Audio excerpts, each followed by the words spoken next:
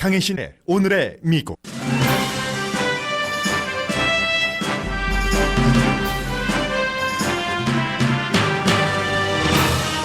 문재인 대통령이 남북 통일과 북미 회담을 말하자 북한은 남한과는 대화하지 않을 것이라고 밝히고 문재인 대통령을 최대 모욕한 뒤 발사체를 쏘아 올렸습니다.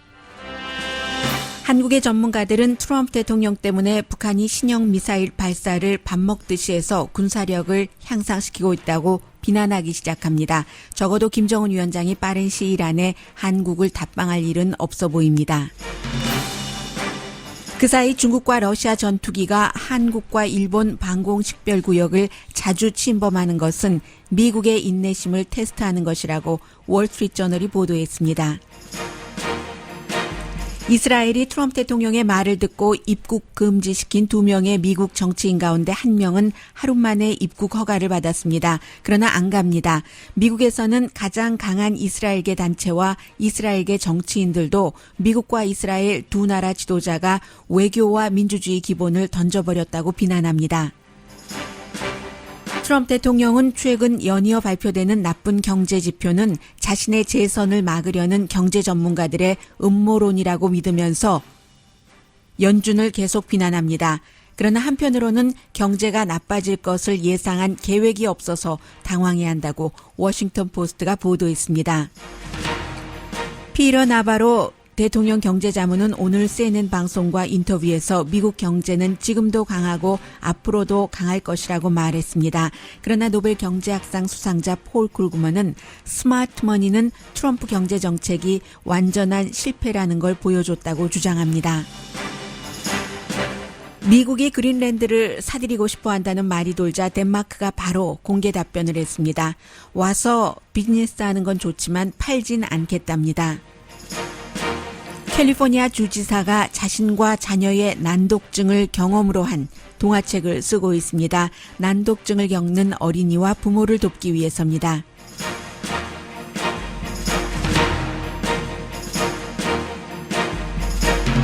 여러분 안녕하십니까? 오늘의 미국 강혜신입니다. 네, 미국에도 많은 뉴스가 있지만 어제 사실은 이 북한이 보여줬었던 말과 행동의 신호라고 할까요? 신호 내지는 메시지는 무척 중요한 것으로 보입니다.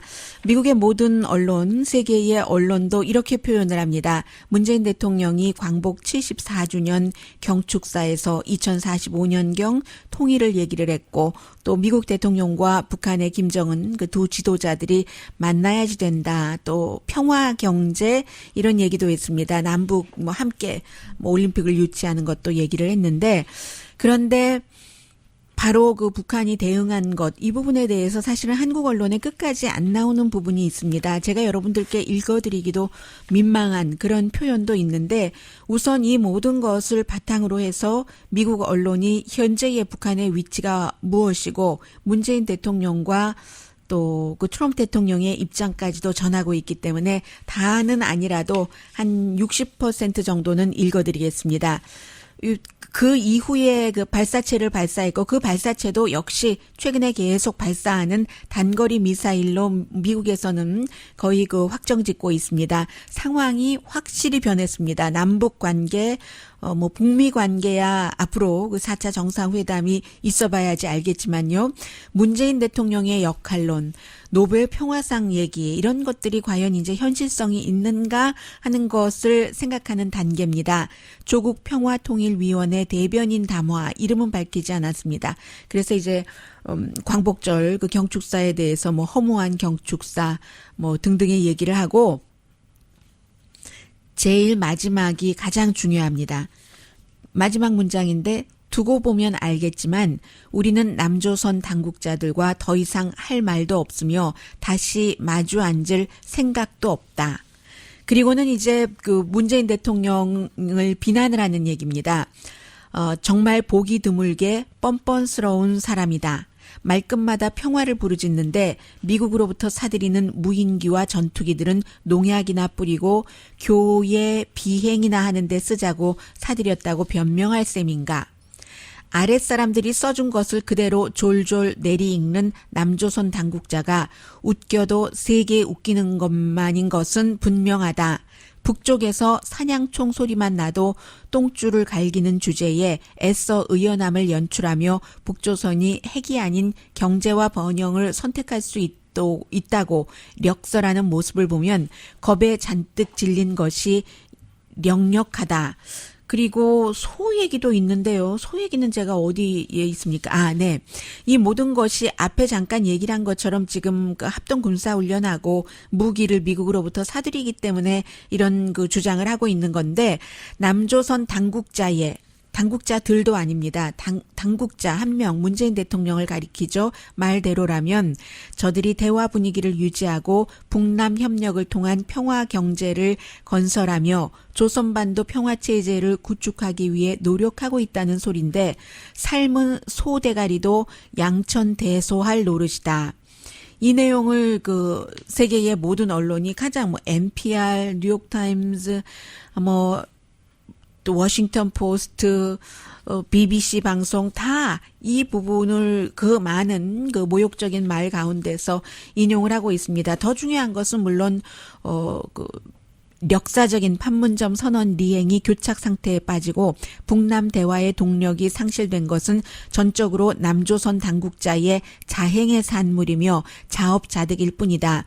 남조선 당국이 이번 합동 군사 연습이 끝난 다음 아무런 계산도 없이 계절이 바뀌듯 저절로 대화 국면이 찾아오리라고 망상하면서 앞으로의 조미 대화에서 어부지리를 얻어보려고 목을 빼들고 기웃거리고 있지만 그런 부실한 미련은 미리 접는 것이 좋을 것이다.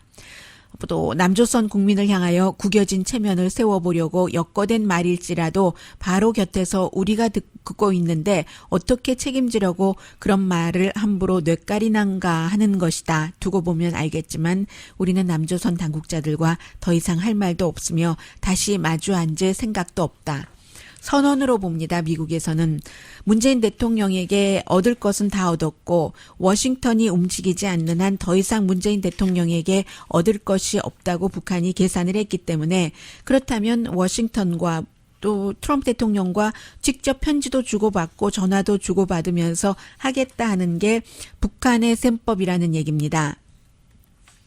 이게 이제 바로 문재인 대통령 경축사 뒤에 나온 얘기고 이 말 나오고 나서 또 이제 두 번의 그 미사일 발사 실험을 했기 때문에 굉장한 어떤 이쯤에서 한 번의 그 마무리 많은 사람들이 우려했었던 것이 북한의 지금 현재는 결심으로 그 보이는 건데요. 그런데 이제 이런 것들이 남한 측에서도 그동안은 계속 트럼프 대통령이나 하니까 여기까지 왔지 트럼프 대통령 미국이나 세계에 아무리 그 못하는 일도 많고 하더라도 우리에게만 좋으면 좋은 거야 하면서 트럼프 대통령을 굉장히 믿고 지지하고 칭찬하고 부추기고 했었던 사람들이 남한에서 지금 트럼프 대통령을 비난하기 시작한다는 것도 그것도 이제 새로운 움직임입니다. 북한의 변화와 함께. 만약에 트럼프 대통령이 이렇게 단거리 미사일 발사하는 것을 분명히 유엔 결의안 위반이라고 말하고 동맹국의 위협이라고 말했다면 북한이 이렇게 대범하게 하지는 못했을 텐데 늘 미국 대통령이 상관하지 않는다 이렇게 말하니까 북한이 계속 미사일 발사를 하고 또 미사일 발사하는 것을 아직도 문재인 대통령을 강하게 지지하는 측에서는 지금 문재인 대통령이 미국 때문에 그 북한이 원하는 대로 해주지 않으니까 이것을 그냥 그 심통을 부려보는 것이고 이제는 아무도 신경 쓰지 않는다라고 얼버무립니다. 그것은 얼버무리는 것이거나 아니면 상황 판단이 제대로 안 되는 것이라고 보여집니다. 왜냐하면 지금 북한이 단거리 미사일을 발사하고 있는 것은 아주 새로운 무기이기 때문이죠. 지금까지 사드를 포함해서 많은 그 전략적 무기들이 있는데 그런 무기들로 절대로 그 요격할 수도 없고 잡아낼 수도 없는 것을 북한이 7월 25일부터 어제까지 6세트 그러니까 12번인가요? 해본 셈이 되는 것이기 때문에 아무도 신경 쓰지 않고 별것 아닌 게 아니라 굉장히 북한의 미사일 능력이 향상되는 새로운 미사일을 테스트를 하는 완전한 기회를 지금 너무 해피하게 발휘하는 그런 상태에서 한국은 아무런 그 대비 없이 있는 것입니다. 굉장히 중요한 것이죠. 그리고 이제 미국과 분명하게 그 직접 대화를 한다고 하니까 문재인 대통령으로서 남북 경제 협력을 지난번에 북한과 약속을 했는데 해줄 수 없기 때문에 굉장히 그 곤란한 입장인 거죠. 트럼프 대통령으로부터도 돈 더 내놔라, 한미 합동 군사 훈련은 하라고 하면서도 나도 한 번도 김정은처럼 마찬가지로 한미 합동 군사 훈련을 좋아해 본 적이 없다라고 얘기를 하고, 그 사이에 그 한국의 보수는 또 문재인 대통령 비난하고, 왜냐하면 북한이 새로운 미사일을 발사하는 능력이 그 강화되면은 북한의 그 군사력이 현대화되고 뭐 미사일 능력이 확장되기 때문에 뭐 고체 연료, 어제 제가 액체 연료라고 잘못 말씀드렸어요. 머리하고 입이 따로 놀았습니다.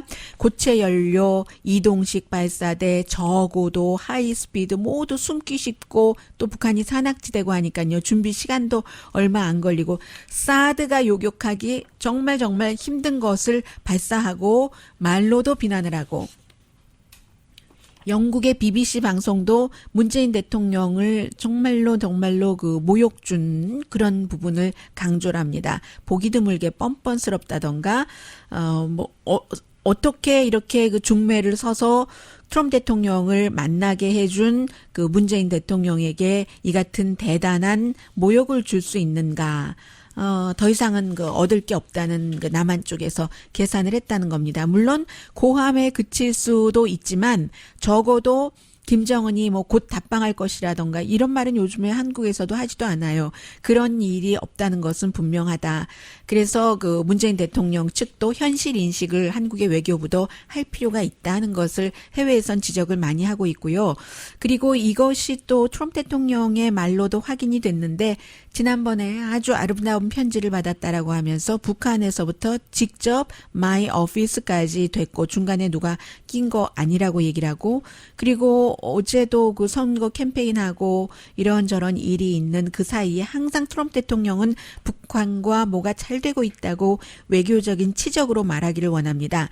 그래서 지난번에 판문점에서 김정은 위원장을 만나기 전에 트위터로 뭐 만나자 했더니 10분 안에 전화가 왔다. 그 말도 사실 다 믿을 수는 없어요. 트럼프 대통령이 하는 말을 어떤 형태로, 그러면 같이 있었던 마이크 폼페오 전화기로 전화가 왔다는 건지 뭔지 모르겠지만 어쨌든 전화 통화 내지는 한라인이 어디서든지 가동된다 하는 것을 말하고 싶은 거죠. 트럼프 대통령은 나는 김정은과 잘 지내고 있다. 그러나 문재인 대통령은 마음에 들지 않는다는 것을 표현하고 있고요. 워싱턴 포스트도 북한이 문재인 대통령을 모욕하고 남한과 대화하지 않겠다고 하고 미사일을 발사했다. 문재인 대통령의 북한과의 관계에 대한 장밋빛 시각이 현실성이 줄어든다. 그리고 그 트럼프 대통령이 미사일 테스트를 할 권리가 있다고 북한을 방어하면서 문재인 대통령을 깎아내리니까 이런 그 북한의 행위가 나온다. 이번에도 아마 어제도 NK-23 미사일을 발사한 것 같다라고 얘기를 하고 있고, 그 북한 대학교에서 그 국제 관계를 가르치고 있는 로버트 켈리 교수요. 이 교수는 그 트럼프 대통령에게도 압력을 준 것이다라고 얘기를 합니다. 미사일 테스트는요. 왜냐하면 이제 그 빨리 나와서 협상을 하는데 셈법 바꿔가지고 오라고 4월 달에 얘기했었잖아요. 올해 말까지 기간 준다고 하면서, 또 트럼프 대통령은 팍스뉴스의 세일할 그럴 협상을 원하고 그의 유권자에게도 뭔가를 보여주면서 외교적 내 정책이 승리를 했어 하는 것을 찾고 있는데, 그 정책이 미국의 동맹국과 아시아와 주한미군이나 주1 미군에 나쁘다 하더라도 트럼프 대통령은 본인만 생각하고 본인 재선만 생각해서 그런 것만 지금 김정은에게 찾고 있다는 겁니다. 그렇지만 이 로버트 켈리 교수가 지적하는 게 또 하나가 있습니다. 아직까지는 힘이 좀 떨어지고 없는 것 같기는 하더라도 트럼프 대통령 모든 주변 인물은 뭐 민주공화 가릴 것 없이 특히 마이크 폼페오와 존 볼튼이 아직은 강성이고, 그제였습니다. 존 볼튼 국가안보보좌관이 보이스 오브 아메리카 미국 국무부 방송이잖아요. 워싱턴이 바보가 아니다. 북한이 핵무기 발사 시스템을 포기한다는 분명한 전략을 보는 것을 아직도 원하고 있고 그런 전략이 없으면은 뭐 우리가 뭔가를 쉽게 줄 수가 없다. 전에도 김정은 전에도 북한은 늘 조금 핵 프로그램에 대해서 양보하고 많은 경제적 이득을 얻어가고 약속을 깨버렸는데 다시 그런 실수를 하지 않는다라고 얘기를 했고요.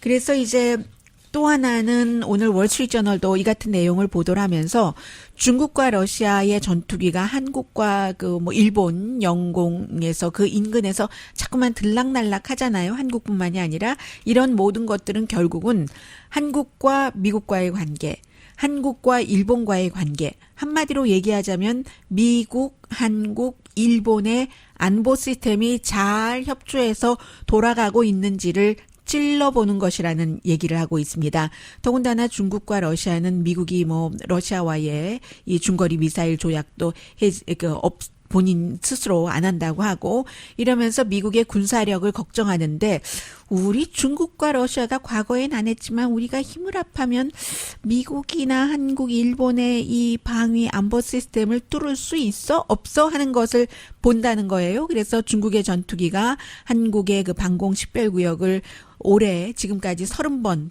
들어왔고 지난해에 140번, 2017년에 77번, 러시아는 좀 적네요. 올해 14번, 지난해 15번, 2017년에 6번. 그리고 말씀드린 것처럼 방공 식별구역은 지금 일본, 한국, 중국, 러시아가 다 각자 나라가 여기 우리야 하고 정했고 국제적으로 딱 그 법적으로 정리해 준 게 없기 때문에 서로 들락날락 하긴 합니다. 다만 미리 얘기를 하죠. 지난번처럼 얘기도 안 하고 중국과 러시아가 합동으로 들어오는 일은 굉장히 없는데 결국은 중국, 러시아 또 플러스 그 북한이 될 수도 있고요. 이렇게 잘 협조를 하고 있고 그에 비해서 한미동맹 상당히 약해진 거 사실이고요. 미국과 일본도 아베 신조가 뭐 중국과도 손잡고 러시아도 손잡는 거 보면은 완전한 뭐 혈맹이라고 보기는 힘들고 한국과 일본은 아시는 그대로고요. 지금 굉장히 아무튼 북미 회담이나 특히 남북 관계가 1년 전과는 상당히 달라진 것을 어제 북한이 정확하게 보여줬다고 전합니다.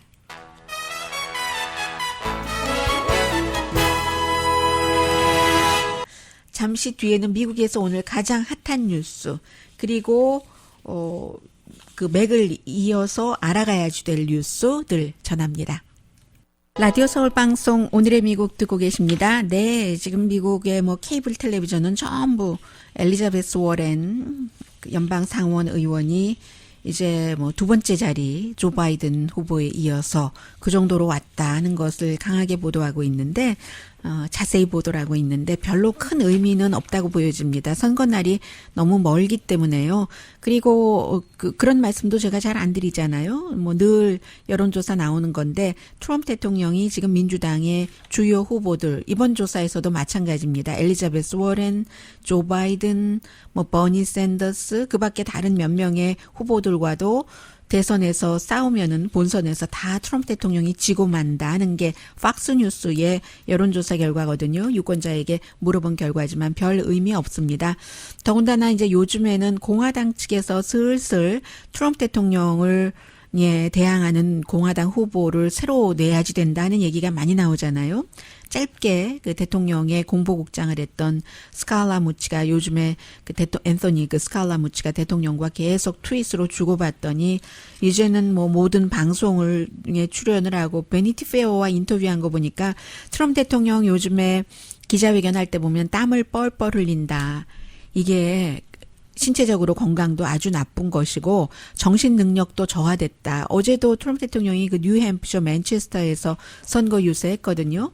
뭐 1시간 30분 동안이나 열렬히 그 연설을 했는데도 불구하고 열정적으로 이 스칼라무치가 한 얘기는 이 사람 지금 정신이 이상하다. 정신 능력은 또 점점 저하되고 있다.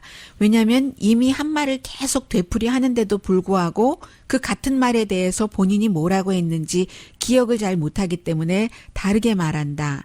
심통이 늘어나고 성급증, 조급증이 늘어난다. 분명히 그리고 이제 스칼라무치는 본인은 이제 더 이상 트럼프 대통령 지지하지 않는다고 얘기하면서 인종차별주의자가 아니다. 인종차별주의자보다 더 나쁘다. 자아도취가 너무 강하고 사람을 사람으로 안 본다. 이 사람 같이 지내봤더니 사람을 어떤 자신의 자신의 목적에 활용하기 위한 object? 그런 것으로 물체 아니면 어떤 주체 이런 그 사물 정도로 보고 있다. 그렇기 때문에 이 사람이 공감대가 없는 사람이다. 이렇게 얘기를 하고 있어요. 지금 스칼라무치가 이 사람은 워낙에 그 공보국장 할 때부터 말 함부로 하고 그래서 쫓겨났으니까요. 그렇지만 공화당 측에서도 그런 얘기하는 사람들이 늘어나고요.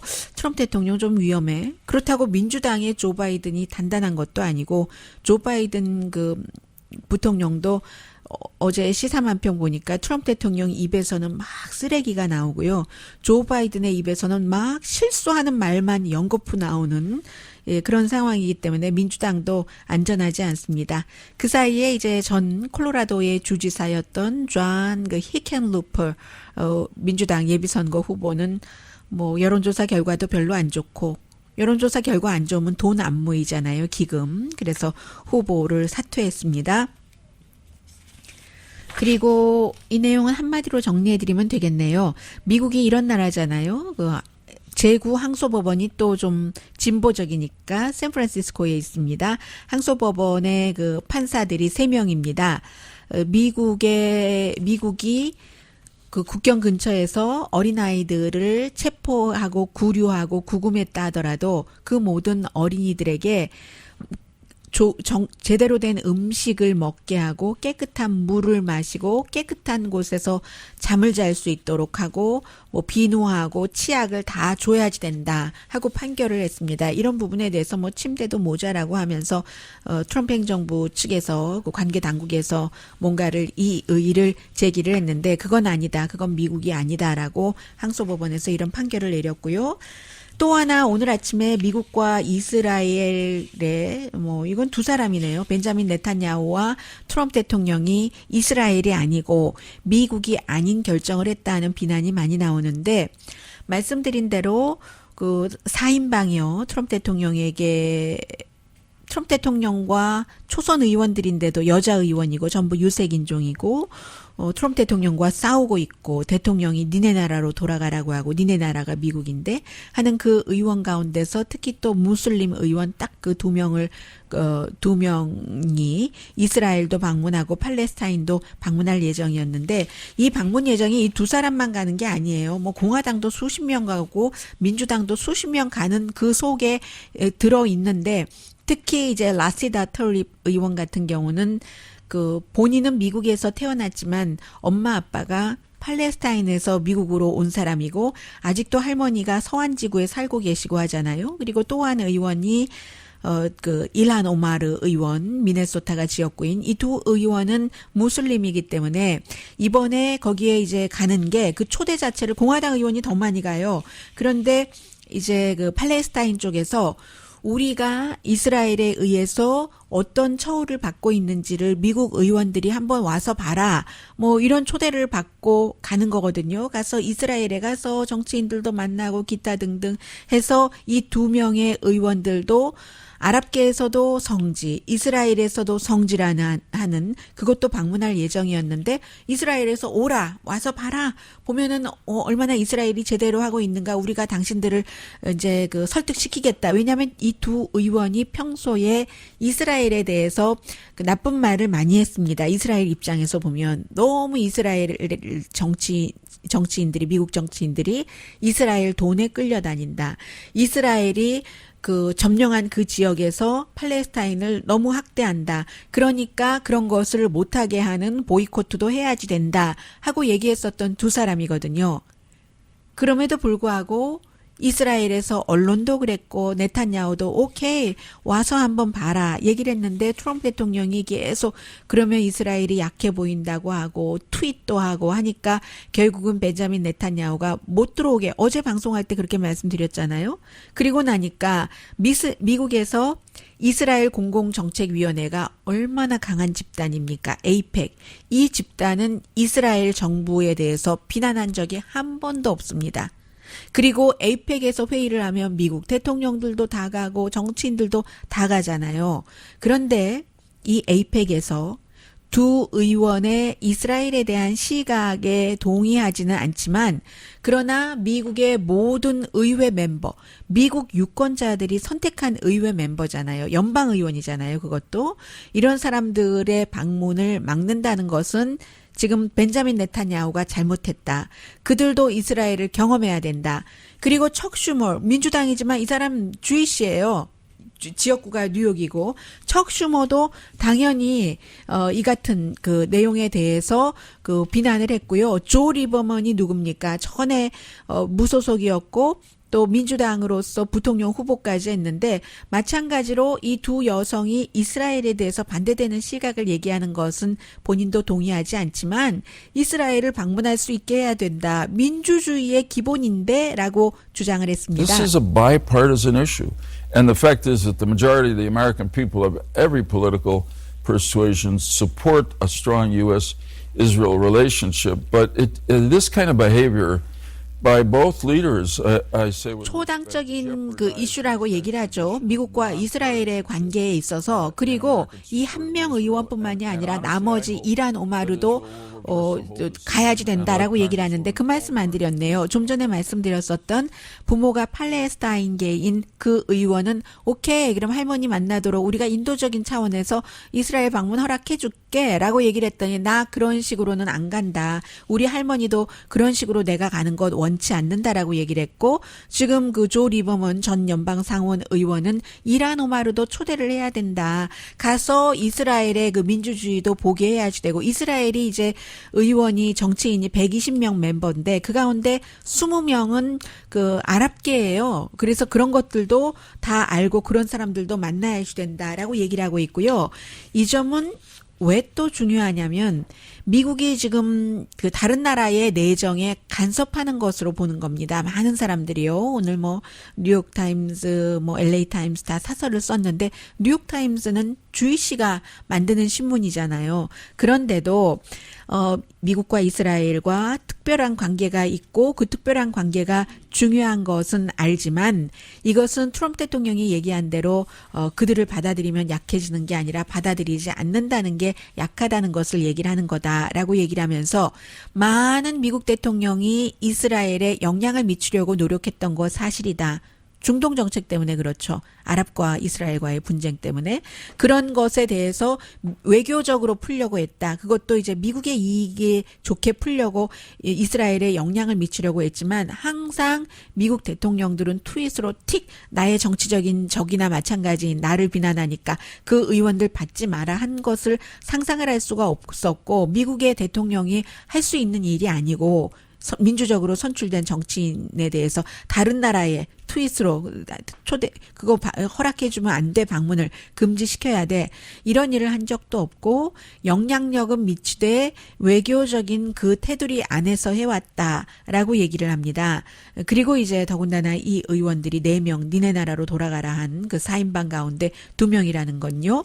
이 두 의원은 헤브론, 라말라, 베들레헴 이스트 예루살렘 그리고 아랍에서는 뭐 이스라엘에서는 템플 마운트라고 부르지만 아랍에서는 알 아카사 그 모스크라고 부르죠. 다 성지인 거예요. 그것도 방문하려고 했는데 이것을 방문하지 못하게 하는 것은 말이 안 된다. 지금까지 이스라엘이 방문을 합법적으로 금지시킨 사람들이 있어요. 뭐 예를 들어서 오마르 바고티라는 사람. 이 사람은 미국에서도 마찬가지고 이스라엘에도 그렇고요.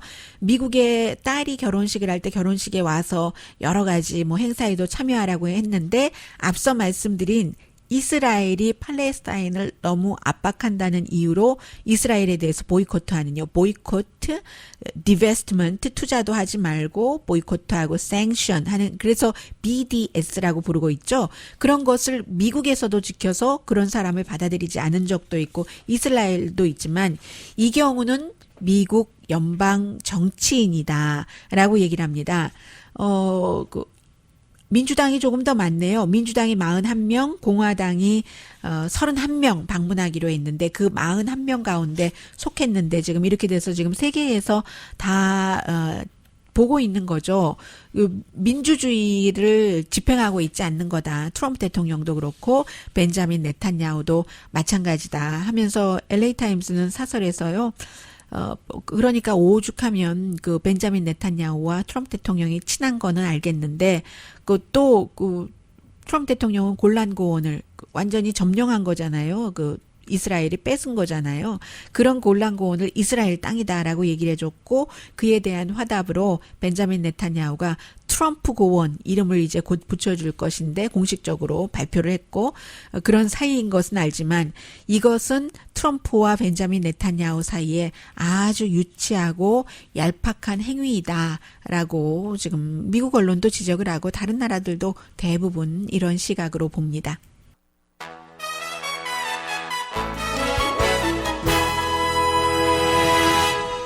라디오 서울 방송 오늘의 미국 듣고 계십니다. 미국의 경제는 뭐 누구에게나 다 중요합니다. 3, 4분기 GDP가 그래도 2%는 넘을 것으로 지금 애틀란타의 연준이 예상을 했습니다. 대통령이 원하는 것보다는 훨씬 못 미치지만요. 3%에서 4% 정도. 그런데 그래도 그 소매 판매가 조금 좋아서 2%는 넘을 것이다. 이렇게 예상을 하고 있는 것을 보면 미국 경제가 불과 한 6개월 전에 얘기했던 것처럼 막 너무 좋고 끝까지 좋을 것이고 그 당시에도 끝까지 좋을 것이라고 생각하지 않은 사람이 많았지만 아무튼 그다지 안전해 보이지는 않습니다. 그런데 이 트럼프 대통령은요. 오늘 워싱턴 포스트 리포트도 있고 한데 대통령인 경제가 좋다고 실제로 믿으면서도 또 나오고 있는 여러 가지를 보면은 아니기다라고도 하고 통계를 안 믿는다 이런 말을 주변 사람들에게 자주 한답니다. 경제 전문가 경제 예측자들은 모두 편견된 데이터 아니면 데이터를 편견적으로 왜곡적으로 해석을 하는데 왜냐하면 본인을 너무 미워하기 때문에 재선될 수 있는 기회를 줄이려고 일부러 엘리트 경제 예측가들이 다 힘을 합쳐서 지금 경제가 이렇다 저렇다 얘기를 한다고 하는 겁니다. 그런데도 사실은 이게 여러 가지 나오는 것 보면은 그렇지 않은 게 있어서 트럼프 대통령 측이 당황을 하고 있다는 겁니다.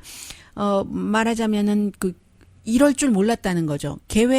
경제가 나빠질 것을 생각하고 플랜 B 같은 것을 만들어 놓지 않아서 상당히 당혹해 한다는 게 워싱턴 포스트의 기사였고요. 그런 얘기가 나오니까 피터 나바로가 이제 월스트리트 저널에서 한 일주일 사이에 2번이나 피터 나바로 때문에 특히 무역 전쟁 때문에 미국 경제, 세계 경제가 밑으로 내려가고 있다는 얘기가 나오니까 드디어 백악관에서 가장 미워하는 CNN에 오늘 아침에 출연을 했습니다. CNN에 출연해서도 이 앵커가 물어보는 말에 즉답을 하지 않고 계속 기가 얼마나 좋은가 하는 것을 강조하면서 조금 나쁘고 이런 것은 타 연방준비제도가 이자율을 아주 빨리 아주 많이 안 내렸기 때문이야 라고 강조를 했습니다. 피터 나바로 And the problem is the Federal Reserve policy. 대통령 경제 자문입니다. We're growing a little over 2% last quarter. We should have hit 3%. And the problem is that the Federal Reserve raised rates too far and too fast. Yeah, no, I They know that suppressed- you often blame GDP가 예상보다 나쁜 것도 다 연준의 이자율 때문이라고 얘기하니까 계속 앵커가 뭐라고 얘기를 하는데 앵커 말을 듣지 않고 경제 좋다 하는 얘기를 하고 있고요. 그래서 이제 다시 CNN에서 물어봅니다. 그러면 지금 경제가 채권 이런 역전 이런 문제 있잖아요. 전혀 이 행정부의 경제 정책은 책임이 없는가? 또 중국과의 무역 전쟁에서 미국 사람들은 손해를 보지 않는가? 그 부분에 대해서도 중국이 손해 본다 하고 계속 얘기를 합니다. You and the president take any responsibility whatsoever with the tariffs for the uncertainty that the market has been feeling So this week. the first quarter GDP growth actually got us a full point of growth from the tariffs on China and a reduction in the trade tax. 1, 4분기에 미국의 GDP가 성장한 것도 중국에 관세를 붙였기 때문에 그렇다. 이런 얘기를 했고요. 그리고 일반 대중이나 워싱턴에서나 사람들이 모두 트럼프 대통령이 중국을 압박하는 것을 다 같이 지지하고 있다. 이런 얘기를 하고 경제는 지금도 강하고 주식시장도 지금도 강하고 앞으로도 강할 것이며 연방준비제도가 9월 달에도 12월 달에도 이자율만 내리면 아무 문제 없다는 게 대통령의 경제자문의 얘기입니다. We have a very strong economy. We have a bullish stock market. And let me give you the scenario to Yeah, get to 30,000 on the Dow. 그런데 그 같은 주장에 대해서 폴 크루그먼은 항상 트럼프 대통령의 경제 정책에 그 비난을 하고는 있습니다만 오늘은 선언을 했군요. 스마트 머니, 투자 그 머니요. 전문가들이 제대로 한 그 머니는 트럼프 경제 정책이 주저앉았다는 것을 보여줬다. 트럼프가 붐에서부터 글룸으로 침침함으로 떨어졌다고 얘기를 하는데 지난해에 이제 그 초에 주식 시장이 굉장히 좋았을 때 황홀경 그 정도 됐을 때 본인이 세 가지를 얘기를 했답니다. 넘버 1 주식 시장은 경제가 아니다. 넘버 2 주식 시장은 경제가 아니다. 넘버 3 주식시장 경제 아니다. 넘버 4를 붙였어야지 됐을 것이라고 얘기하는데요. 채권 시장이 미국 그게 경제다. 본드가 경제다라고 했어야 된다는 거예요. 왜냐하면 장기 그 채권 수익률이 단기 수익률보다 떨어졌잖아요. 2년, 10년, 30년 할 때. 그것은 사람들이 이제 이거 안 되겠네. 안 믿고 다른 투자처로 빠져나간다는 이때는 항상 경기 불황이 거의 왔다는 그래서 그 채권 마켓이 경제다라고 했었어야지만 됐다라는 얘기입니다. 연방준비는 단기 금리를 결정하는 거잖아요. 장기에 따라서 투자가들이 이거 이상한데 하면 거기서 채권에서 돈 빼고 눈치만 보고 투자도 안 하고 하는 요즘 일어나고 있는 모든 것을 얘기를 하면서 세금 감면으로서 어느 정도 경제에 활력이 붙고 하는 효과가 있었던 것을 인정하지만 그것은 임시고 연방 적자가 1조 달러 역사상 최고까지 가지 않느냐. 더욱더 분명해지는 것은 이 무역 분쟁은 또 보호주의와 인종차별주의 이 두 가지가 트럼프 대통령의 어떤 대표적인 것이 돼버렸는데 이게 도대체 어디까지 갈지도 모르겠고 그 어디까지 갈지 모르는 불확실성 때문에 시장 경제가 불안정한 데 이어서 제조업 나빠지고 차라리 이제 그 비즈니스 하는 사람들이요. 관세를 붙인다 하더라도 지금 어떻게 될지도 모르는 상황에 투자하느니 수입을 해서 쓰자 물건을 이렇게 생각을 한다는 얘기예요. 다른 나라도 물론 문제죠. 미국만 문제인 건 아니지만 그러나 연속적인 계획이 없다는 게 처음에는 일관적인 정책 없는 게 이게 예측 불가능해서 좋다라고 얘기를 일부에서는 했고 일부에서는 안 했는데 그게 계속 나쁜 걸로 온다는 겁니다. 예측 불가능하니까 사람들이 돈을 예측하면서 쓰질 않아요. 계획을 하지를 않는다. 심지어는 이제 월스트리트저널까지도 이제 그 대통령을 비난하고 그런 대통령의 경제 정책을 비난하니까 또 대통령의 그 경제 자문인 피터 나바로는 월스트리트저널이 중국의 그 인민일보 같다 프로 중국이다라고 얘기를 한다는 얘기까지 하면서요. 유일한 대통령의 경제 정책은 연방준비제도를 비난하는 것밖에 없는데 연방준비제도의 실수라고 하면은 트럼프 정책을 본인이 볼 땐 너무 믿는다라는 오히려 그런 얘기를 하면서요. 채권 시장이 모든 것을 말해준다. 스마트 머니가 말해준다. 스마트 머니가 말해주는 거 경기 불황이 꼭 온다 하는 게 틀릴 수도 있지만 방향을 지금이라도 바꾸면 또 달리 갈 수도 있지만 그러나 어쨌거나 지금 트럼프 정책은 제대로 돌아가고 있지 않다는 게 폴 크루그먼의 지적입니다.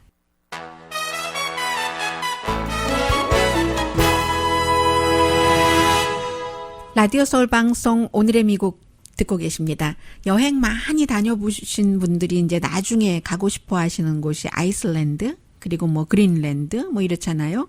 그래서 지도를 평면으로 놓고 보자면 이제 오른쪽에 유럽이 있고 유럽의 북서쪽에 아이슬란드가 좀 작죠. 그리고 아이슬란드의 역시 북서쪽에 그린랜드가 아주 크게 있습니다. 그리고는 바로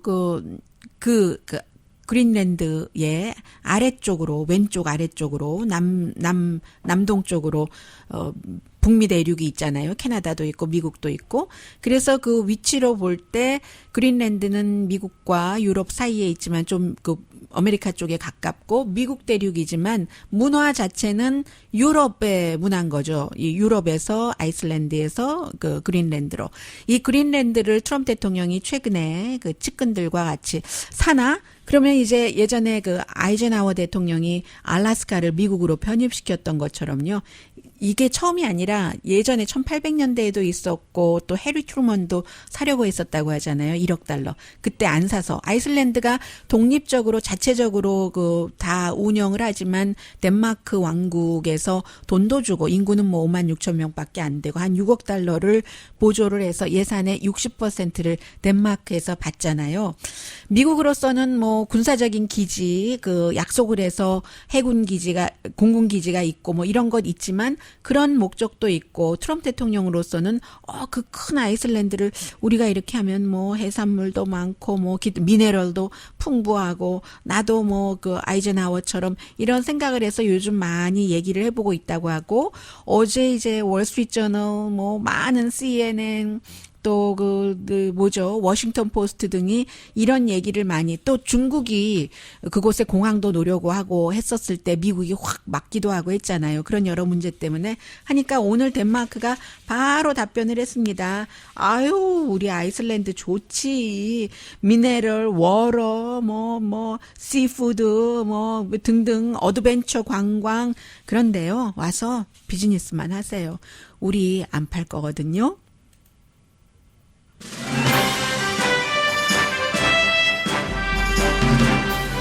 참 미국적인 겁니다.